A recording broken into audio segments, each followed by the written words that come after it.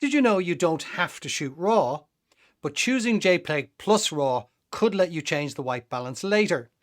Now let's have a look at this shot here. This is the JPEG,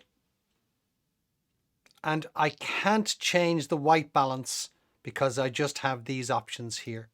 So changing that is very problematic later. This particular shot, which is a .nef, that is the suffix for a RAW file for a camera manufacturer. If you go here, you'll see I can change all of these.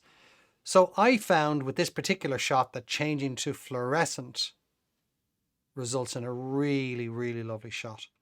Hard to guess that at the time. It was afterwards in the computer that I discovered that. So if I had shot JPEG, I'd be stuck with this pretty much.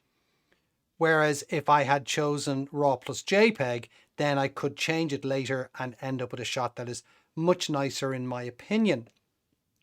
Now, how do we make that change? It's not too hard. If you go to auto mode, you may be able to make those changes. Some cameras protect you from yourselves by not letting you make too many changes, but P mode, program mode, will definitely let you do that. And here at the top we have fine, which in this camera basically means JPEG. If I go up here to choose RAW plus F, that's RAW plus fine JPEG, the best quality JPEG, but JPEG has all those changes embedded.